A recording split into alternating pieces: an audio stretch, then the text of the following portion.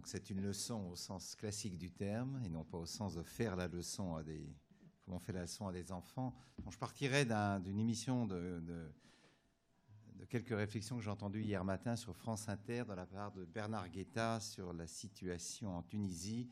Bernard Guetta nous expliquait que la Tunisie n'était pas une exception dans le monde arabo-musulman, mais au contraire l'avant-garde de ce qui allait se passer dans tout le monde islamique, que nous avions une interprétation catastrophique de ce qui se passait au Proche et au Moyen-Orient, et que si le maréchal Sissi n'avait pas réprimé brutalement les frères musulmans, ceux-ci auraient évolué naturellement vers un régime parlementaire et la reconnaissance des minorités chrétiennes et chiites, et bien entendu vers la reconnaissance d'un parlementarisme en tout point semblable à celui qui prévaut à Westminster. Et donc c'était une sorte d'adresse lancée vis-à-vis de tous ceux qui sont sceptiques sur la capacité de l'islam d'atteindre la démocratie. Et je me suis dit en l'écoutant, nous voilà à nouveau dans les vieilles illusions tiers-mondistes selon lesquelles le monde entier aspire aux mêmes valeurs que nous. Alors la culpabilité de l'Occident, elle est arrivée dans l'histoire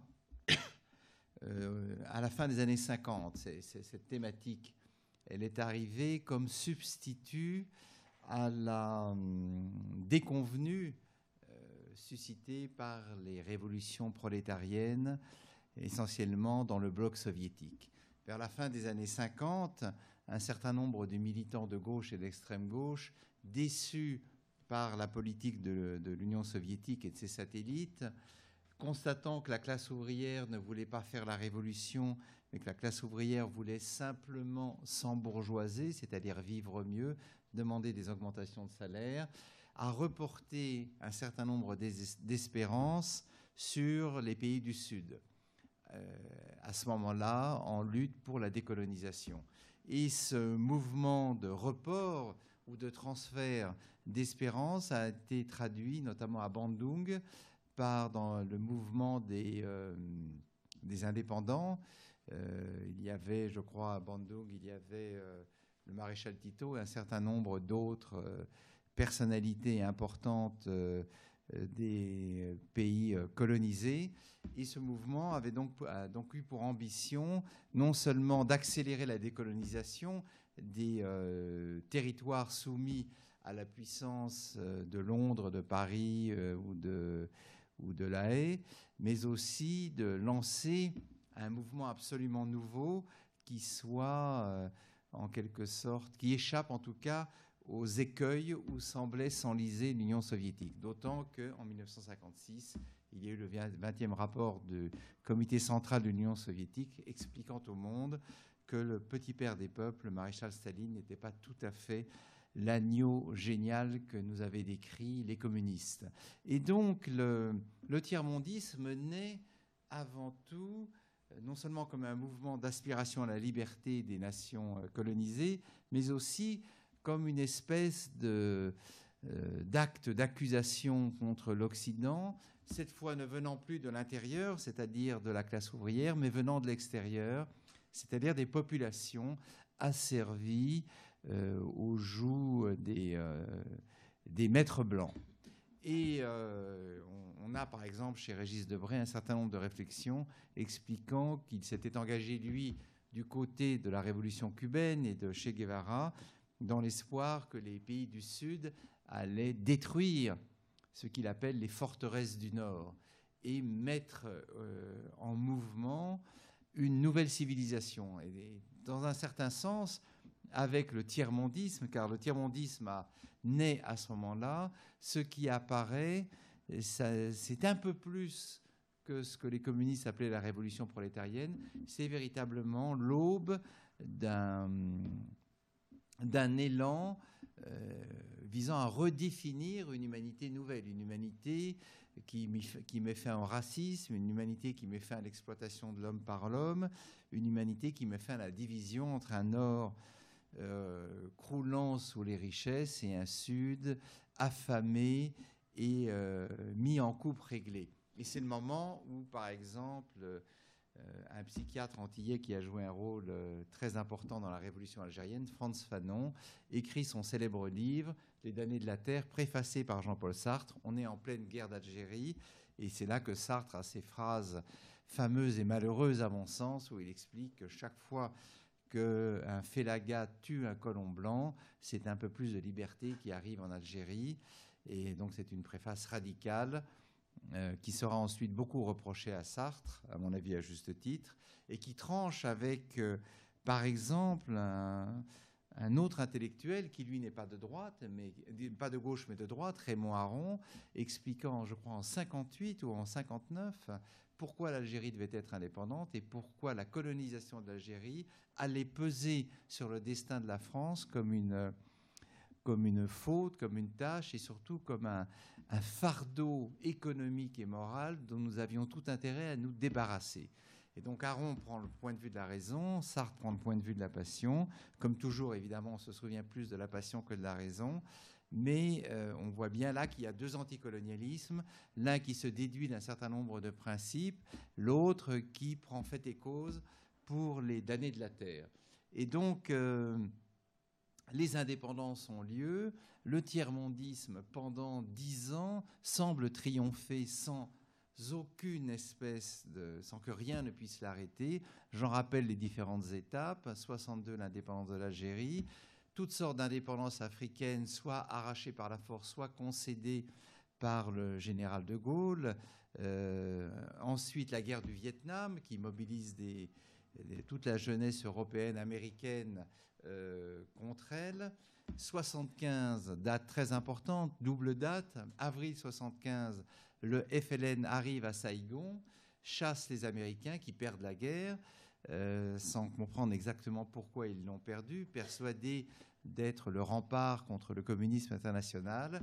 Et quelques jours après, chute de Phnom Penh, qui marque l'éruption du régime Khmer Rouge, et le régime Khmer Rouge qui d'emblée se différencie du régime vietnamien et qui est accueilli en France par un certain nombre d'articles enthousiastes, notamment au Monde.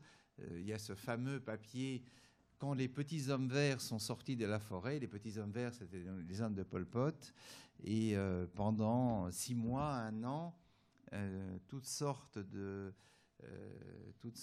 reportages plus ou moins lyriques nous expliquent que ce qui se construit dans les rizières du Cambodge, c'est ni plus ni moins que l'homme nouveau. Et l'homme nouveau, c'était précisément ce que la gauche, l'extrême gauche et l'extrême gauche chrétienne aussi voulaient opposer à ce que le capitalisme avait produit, c'est-à-dire l'individu égoïste, attaché au calcul, ne se souciant que de son salaire, et dans lequel désormais toute une partie de la gauche et de l'extrême gauche englobait à la fois les socialistes et les communistes, coupables finalement de complaisance envers la logique du marché.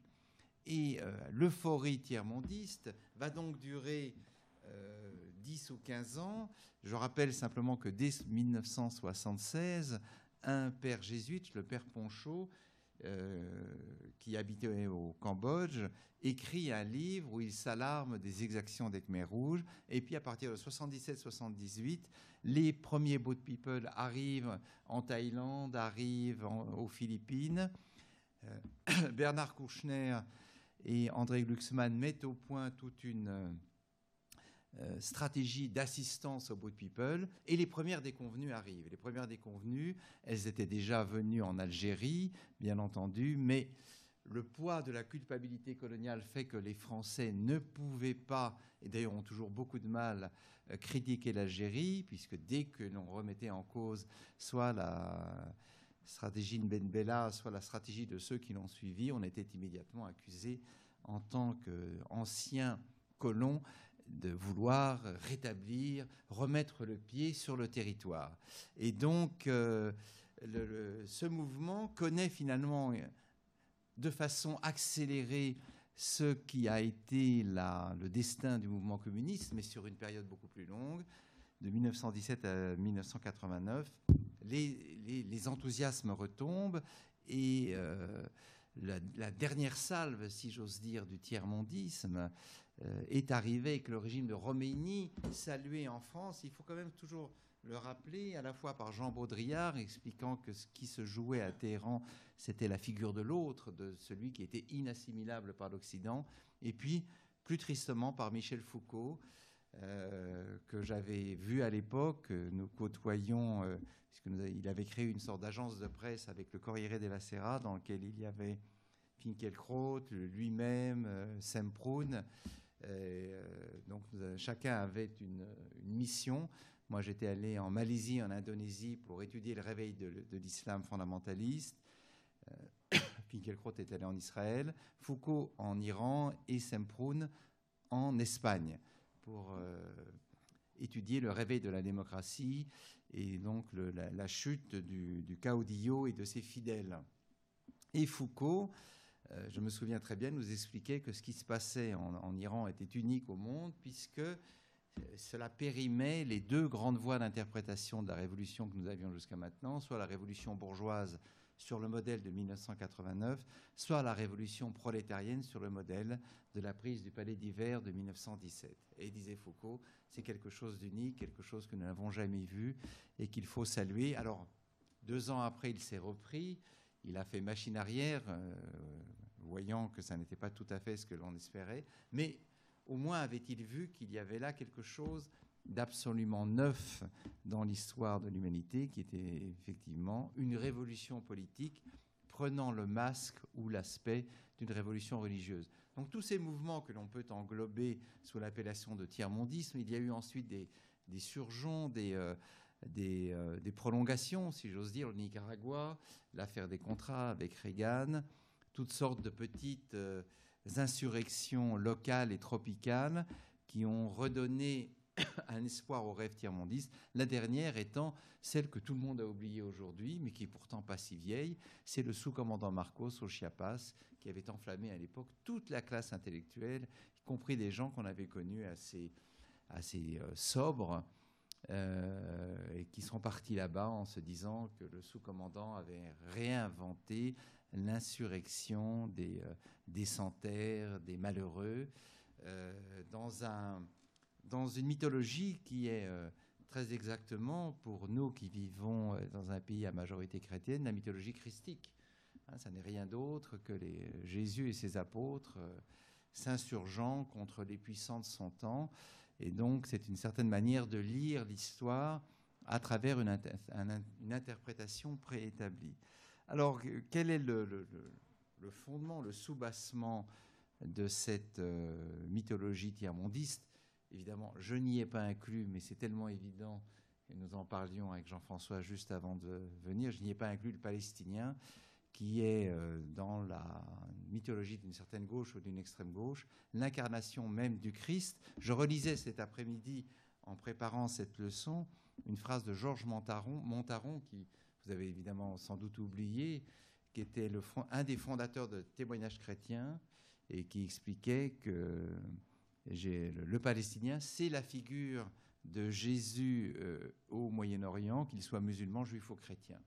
Et donc, cette manière de raccorder les évangiles aux luttes politiques du temps a formé un courant extrêmement fort du tiers-mondisme, donc, qui a placé l'Occident en accusation.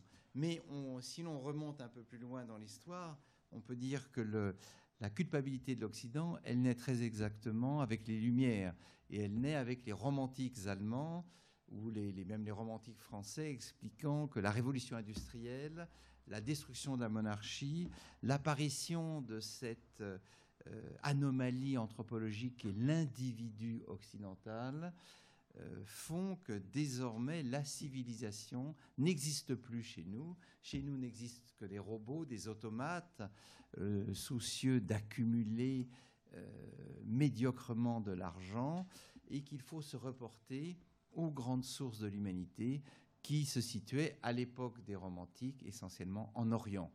Il y a là-dessus d'innombrables textes de Théophile Gautier et même de Victor Hugo, des romantiques allemands, et qui traçant une généalogie que l'on peut suivre jusqu'au mouvement hippie des années 60-70, qui se prolonge aujourd'hui d'une certaine façon chez les zadistes, par exemple, hein, ces jeunes gens qui défendent avec plus ou moins de douceur l'interdiction de construire des barrages ou des aéroports ou d'entasser des déchets nucléaires. C'est au fond cette même filiation, l'idée que la civilisation occidentale est coupable d'avoir rompu le contact avec ses racines, d'une part, avec la nature de l'autre, et que cette mise à mal de la nature, ce saccage qu'est le capitalisme, contre lequel s'insurgent les romantiques allemands, les romantiques anglais, les romantiques français, eh bien, fait partie en quelque sorte du bagage des partis civils contre l'Occident, car il s'agit là d'une mise en accusation, d'un procès qui peut prendre plusieurs formes, mais c'est vrai que toute une partie de l'écologie est aussi une façon de dire nous sommes coupables non seulement d'avoir asservi les peuples innocents du tiers-monde, mais nous sommes coupables aussi d'avoir saccagé cette planète, et on le voit très bien dans ce film, le nom m'échappe là, ce film qui représente une planète peuplée d'individus bleus et que les GIs envahissent. Avatar, exactement. Et Avatar est une fable passionnante sur ce plan-là, parce qu'elle est une sorte de confluence de deux courants politiques, l'écologie radicale d'un côté et l'anti-occidentalisme de l'autre, de Cameron, c'est ça, hein, James Cameron, si je ne me trompe pas. Donc, alors, quel est le dossier? Parce que voilà, maintenant que j'ai exposé les mouvements politiques, on aurait pu penser qu'après 1989 et après la compréhension de la nature du régime chiite à Téhéran par la plupart des gens, on aurait pu penser que la culpabilité de l'Occident allait disparaître. Et curieusement, elle a survécu en quelque sorte aux échecs des alternatives, et je dirais même que la foi a survécu à ces échecs contingents, tout simplement parce qu'à partir du moment où nous n'avons plus l'espoir qu'ailleurs, à Alger, à Tunis, au Caire, à Abidjan, en Éthiopie, au Vietnam, en Chine, s'édifient des régimes qui seront en quelque sorte la négation de l'abomination occidentale, ne nous reste plus qu'une seule option, à savoir la récrimination. Et donc, puisqu'il n'y a pas d'alternative, la seule alternative consiste, pour toute une fraction de l'intelligentsia européenne et américaine, mais surtout européenne, la seule alternative consiste à dire du mal de notre société et à démontrer à quel point elle est mauvaise, inhumaine, violente, et elle est fondée sur l'extorsion de ce qu'il y a de plus précieux sur cette terre, les matières premières, bien entendu, mais aussi l'anéantissement des populations indigènes. Alors, bien sûr, tout à l'heure, dans les grands ancêtres, j'ai oublié de nommer le plus grand, c'est Jean-Jacques Rousseau. L'homme est né bon, la société l'a détruite, et Rousseau invente une fiction qui va connaître et qui connaît encore de nos jours une extraordinaire fortune, qui est la fiction du bon sauvage, dont Rousseau admet lui-même qu'il n'a peut-être jamais existé, que l'état de nature, c'est une chimère, mais, dit-il, c'est une chimère dont nous avons besoin, nous, hommes du XVIIIe siècle, hein, à l'époque où il écrivait, pour expliquer comment construire un contrat social conforme à la nature de l'homme, né bon et qui maintenant vit dans les chênes. Et donc, cette idée du bon sauvage, nous la retrouvons dans les différentes révolutions qui ont enflammé ma génération, mais la génération de nos parents aussi, et qui continuent à susciter, en tout cas, une adhésion plus ou moins forte. Et cette adhésion, on la retrouve aujourd'hui essentiellement à l'extrême gauche, dans des groupuscules d'extrême droite, notamment vis-à-vis de l'islam radical. Alors c'est minoritaire, il ne faut pas non plus se le dissimuler. Très peu nombreux sont ceux qui soutiennent musulmans extrémistes, mais on a quand même vu depuis 10 ans se forger une espèce de monstre théorique qu'on a appelé l'islamo-gauchisme, qui est une sorte de jeu de dupes réciproque. L'islamo-gauchisme, c'est l'espérance de la part des groupuscules ouvriéristes, trotskistes, maoïstes ou néo-trotskistes, néo-maoïstes, l'espérance de voir les masses, les immenses masses de l'islam se dresser contre le monstre capitaliste.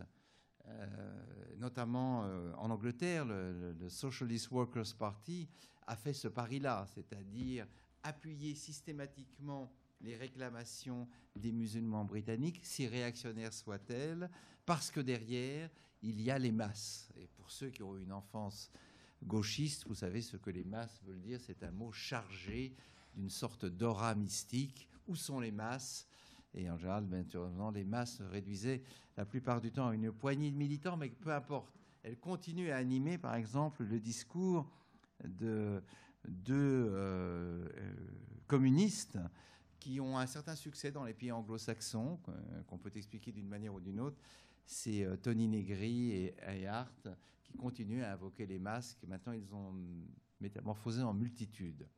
Et donc, cette idée selon laquelle il faut appuyer l'islam, religion réactionnaire selon l'extrême gauche, mais qui a derrière elle des millions d'hommes, voire 1 milliard d'hommes, cette idée-là est contrebalancée de l'autre côté du balancier, si j'ose dire, par les mouvements islamistes, notamment Tariq Ramadan, se disant qu'ils vont se servir des mouvements d'extrême gauche pour infiltrer les pays européens et américains comme un cheval de Troie et ensuite donc s'installer et exiger un certain nombre de choses, le port du voile pour les femmes, et donc tout ce qui a trait à l'égalité entre les sexes.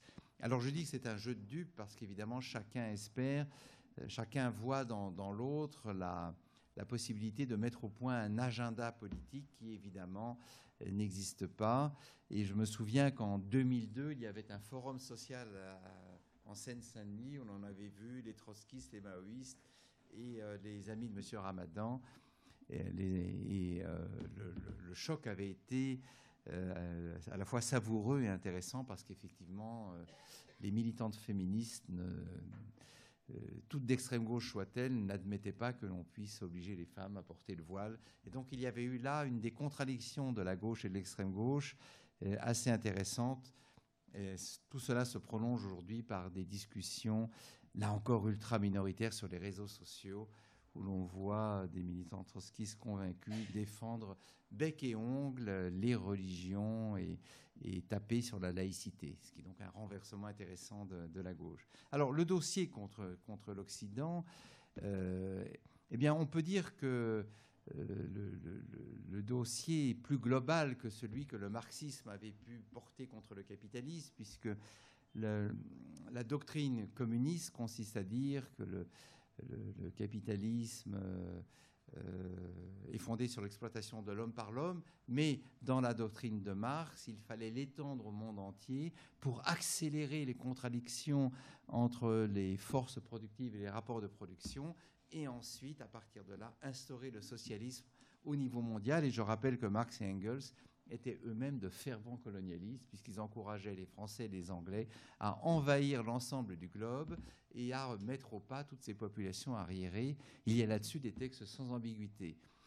Le tiers-mondisme prend, lorsqu'il s'installe, prend acte d'une contradiction en disant que dénoncer le capitalisme ne suffit pas, mais il faut aussi dénoncer l'impérialisme. C'est le fameux texte de Lénine, l'impérialisme, stade suprême du capitalisme, et que par conséquent, il faut désigner du doigt un autre ennemi, et cet ennemi-là, c'est l'Occident, et les rivalités qui ont opposé à l'ère impérialiste l'Allemagne, la France, l'Angleterre, et accessoirement les Pays-Bas, et plus accessoirement encore l'Italie, qui s'est lancée dans l'aventure coloniale de façon très tardive, même si très brutale, en Éthiopie et en Libye.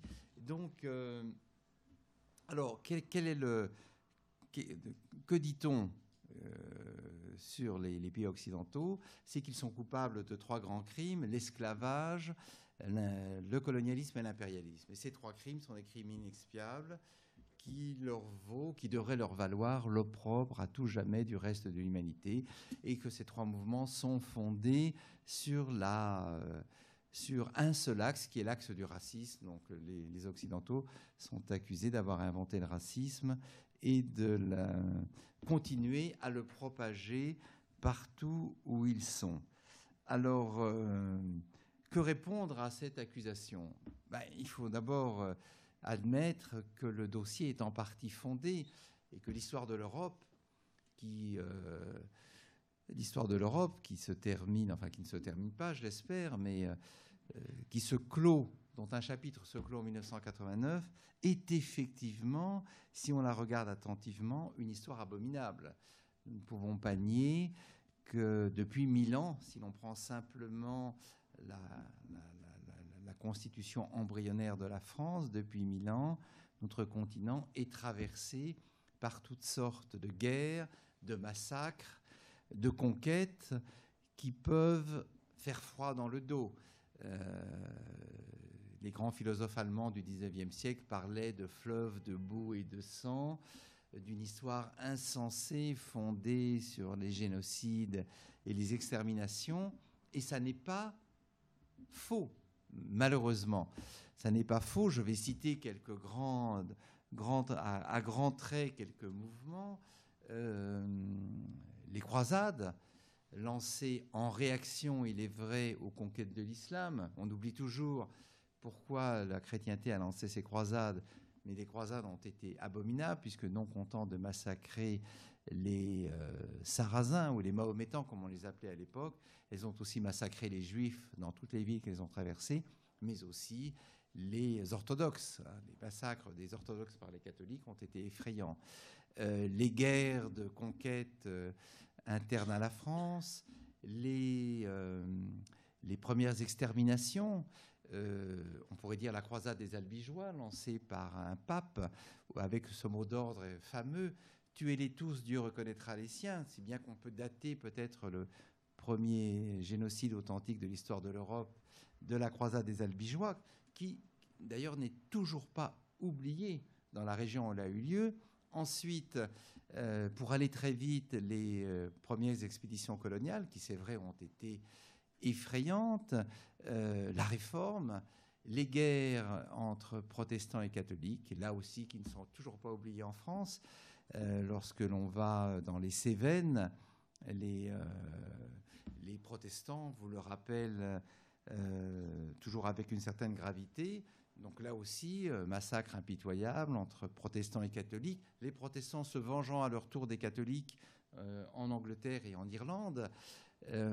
Et puis ensuite, les grandes guerres, les guerres du Palatinat lancées par Louis XIV, les guerres de conquête, les guerres napoléoniennes, et puis l'affreux XXe siècle, bien entendu, l'épouvantable XXe siècle qui voit la naissance concomitante des 2 totalitarismes, nazisme et communisme, l'extermination, les goulags, Hiroshima. Donc, il est vrai que si on le prend du point de vue du négatif, l'histoire de l'Europe et d'une certaine façon l'histoire des États-Unis est effrayante, est abominable, et le XXe siècle semble être le clou d'une propension à exterminer, à trucider, à massacrer, à déplacer des populations entières, qui fait froid dans le dos. Donc sur ce plan-là, nous ne pouvons pas complètement balayer l'objection du revers de la main. Simplement, que faut-il dire? Alors, si on est un avocat de la défense, comme j'essaye de l'être depuis que j'écris, c'est-à-dire depuis 1983, le sanglot de l'homme blanc, d'abord, pour ce qui concerne l'esclavage, on va prendre des choses méthodiquement. L'Occident n'a pas inventé l'esclavage, l'Occident a inventé l'abolition, ce qui est quand même extrêmement important. L'esclavage a existé depuis toujours. Je rappelle que le mot esclave vient du mot slave, donc cela veut dire que les premières populations enlevées ont été les populations blanches, ce qu'on appelait les Caucasiens, et que les rapts les rapts d'esclaves, de population, ont duré dans la Méditerranée jusqu'au milieu, même presque jusqu'à la fin du XIXe siècle. Si vous allez en Corse, on vous explique de façon très simple que si tant de villages sont perchés sur les collines, c'est que les barbaresques venaient enlever les populations, et ce vers 1870. Donc, l'esclavage en honneur dans l'Antiquité, sous les Grecs et les Romains, même s'il a été humanisé par le droit. En Afrique, on en distingue 3. L'esclavage interafricain, 17 millions, disent les spécialistes. Là, on peut discuter. Soit d'esclaves vendus à des maîtres étrangers, soit d'esclaves utilisés à l'intérieur des royaumes africains. L'esclavage oriental, notamment dans la partie est et à Zanzibar. L'esclavage oriental essentiellement organisé par les marchands arabes et indiens, notamment du Gujarat. Je rappelle qu'en 1966, je ne connais pas la date exacte, à Zanzibar, il y a eu une révolte extrêmement violente où les habitants ont tué à peu près 20 000 Arabes et Indiens ou assimilés pour s'insurger contre leurs anciens maîtres. Donc la traite orientale, qui a fait de très nombreux morts et dont reste peu de souvenirs et dont d'ailleurs peu de livres témoignent. Troisième traite, la traite transatlantique, abominable, il n'y a aucun doute là-dessus, transportant les esclaves via les navires portugais, espagnols, hollandais, français et bien d'autres de l'Afrique au Nouveau Monde et en Amérique latine. Traite extrêmement bien documentée et qui, évidemment, a donné lieu ensuite à toutes sortes de films et qui reste un traumatisme très important en Amérique du Nord, puisqu'elle a été ensuite suivie par la ségrégation, et en Amérique latine, surtout au Brésil et aux Antilles et ailleurs. Donc, l'esclavage a été aboli, je le rappelle, au XIXe siècle, sous l'influence d'un certain nombre de mouvements danois, anglais, français aussi, mais l'esclavage a été aboli en 1792, rétabli ensuite par Napoléon, ce qui évidemment est une tâche sur son règne, et puis ensuite aboli en 1848 par Victor Schœlcher. Donc sur cette question extrêmement délicate, on peut effectivement reconnaître les faits qui sont évidents, mais reconnaître aussi que s'il n'y avait pas eu les abolitionnistes européens, l'abolition de l'esclavage aurait été beaucoup plus longue et ne serait pas intervenue aussitôt dans un certain nombre d'autres pays. Je rappelle que l'esclavage n'a été aboli en Mauritanie qu'en 1980 et qu'aujourd'hui on compte encore de 30 à 36 millions d'esclaves dans un certain nombre de pays, que de très nombreux pays africains de la côte ouest restent structurés selon les catégories de la population qui ont été envoyées aux Antilles, au outre-Atlantique. Deuxième acte d'accusation, le colonialisme. C'est vrai, c'est tout à fait vrai. Là encore, il faut le reconnaître. Simplement admettre que le colonialisme a été d'emblée redoublé de façon sans doute minoritaire et discrète par le mouvement anticolonial, et que le texte le plus fameux sur ce plan-là, c'est le texte de Las Casas, relation sur la vie et la mort des Indiens, des possessions espagnoles, où pour la première fois Las Casas, un père espagnol, s'insurgeait très tôt contre le traitement réservé aux Indiens par les troupes relevant de la couronne de Madrid. Et que le mouvement anticolonial n'a cessé de grossir au fur et à mesure, évidemment, que le colonialisme connaissait lui-même à la fois son expansion et des contradictions grandissantes. Pour le dire très vite, parce que c'est un débat illimité, pour le dire très vite, le colonialisme, sous ses deux formes, britannique et française, car au fond, ça a été les deux grandes façons dont il s'est installé dans le monde, est mort d'une contradiction, à mon avis, fondamentale, et on l'a bien vu avec l'Algérie, c'est que les Français ont édifié leur empire en Afrique équatoriale, en Afrique occidentale, dans le Tonkin et au Maghreb sur à la fois l'idée de la supériorité de la civilisation française venant apporter aux indigènes les bienfaits de l'instruction.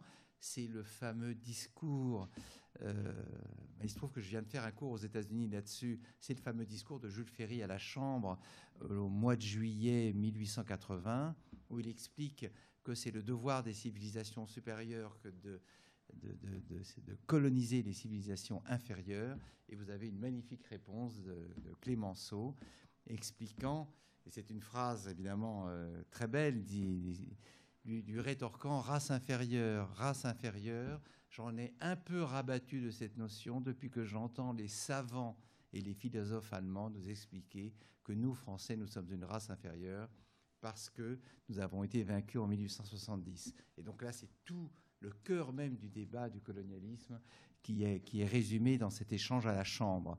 Et donc le colonialisme va mourir d'une contradiction qui est que d'un côté, il arrive avec dans ses bagages l'héritage des Lumières et notamment cet héritage fondamental du droit des peuples à disposer d'eux-mêmes, et en même temps, il estime que les Algériens, les Tunisiens, les Marocains, les Sénégalais, les Ivoiriens sont trop immatures pour accéder à l'indépendance et que par conséquent, il faut continuer à les occuper et à maintenir la présence française jusqu'à ce qu'ils accèdent à l'âge adulte.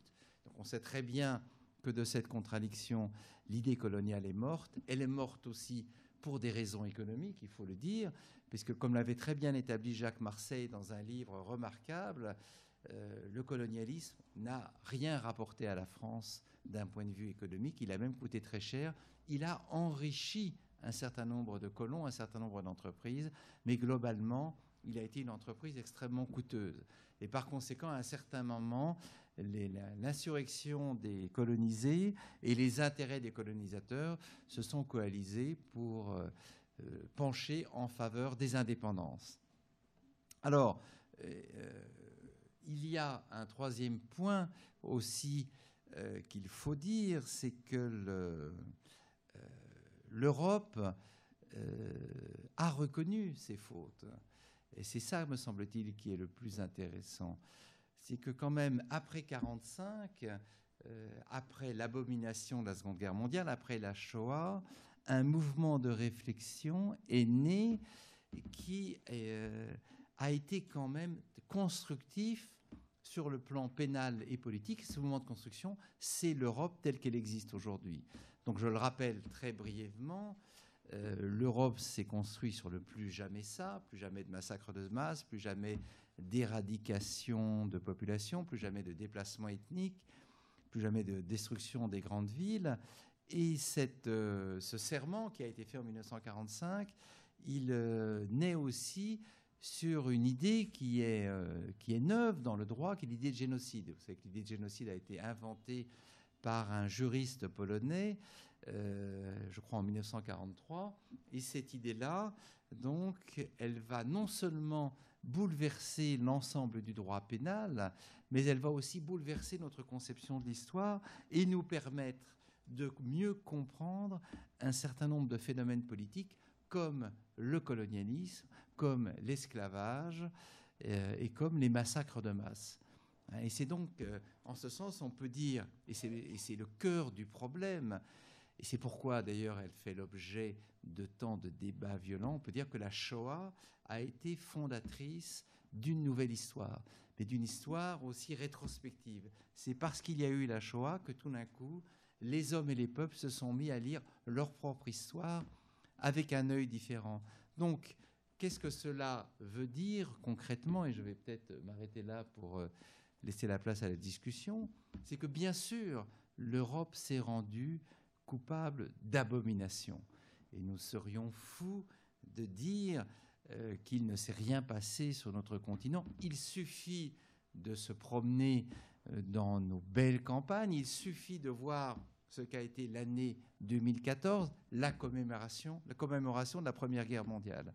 Or, on a le sentiment, quand on lit, quand on regarde l'actualité entre juin 2014 et l'automne, on a l'impression que l'on a cessé de commémorer le débarquement de 1944 avec les différentes parties qui y étaient liées, les Anglais, les Américains, les Canadiens, les Russes, les Australiens, qu'ensuite nous avons commémoré le début de la guerre de 14, l'abomination des tranchées, la boucherie généralisée qui a lancé des millions d'hommes les uns contre les autres, sans même qu'ils se souviennent pourquoi ils se faisaient la guerre.